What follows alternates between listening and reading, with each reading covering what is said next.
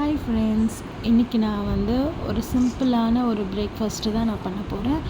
அதுக்கு இப்போ நான் கடாயில் வந்து ஒரு 2 ஸ்பூன் எண்ணெய் விட்டுட்டு கடுகு, சீரகம்,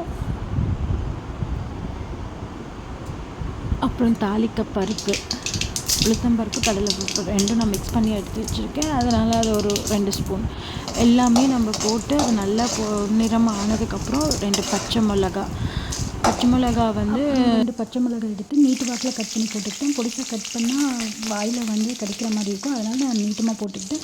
உங்களுக்கு தேவைப்பட்டால் இப்படி வேணால் போட்டுக்கோங்க. இன்னமும் பச்சை மிளகாய் சேர்த்துக்கோங்க. அதுக்கப்புறம் நான் ஒரு கைப்பிடி வந்து முந்திரி சேர்த்துருக்கேன்.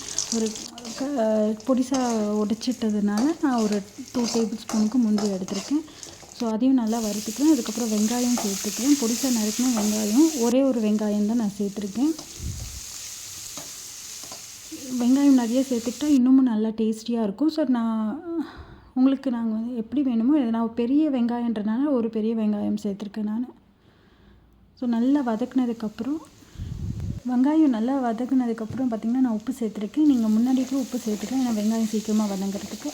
அப்புறம் நான் 2 டீஸ்பூன் அளவுக்கு லெமன் ஜூஸ் விட்டுருக்கு. ஏன்னா இந்த புளிப்பு டேஸ்ட் இந்த லெமன் வேண்டாம் நினைக்கிறவங்க வந்து ஒரு தக்காளியை சேர்த்துக்கலாம், சின்ன தக்காளியை சேர்த்துக்கலாம்.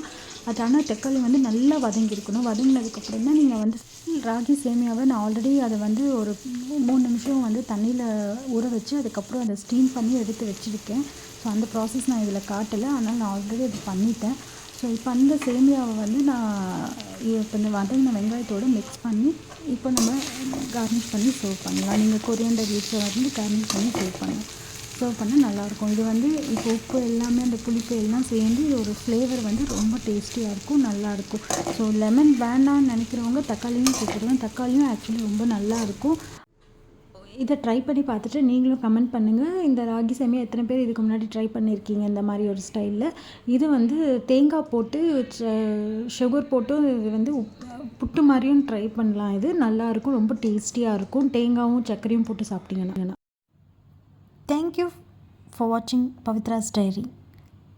லைக் பண்ணுங்கள், கமெண்ட் பண்ணுங்கள், ஷேர் பண்ணுங்கள், சப்ஸ்கிரைப் பண்ணுங்கள்.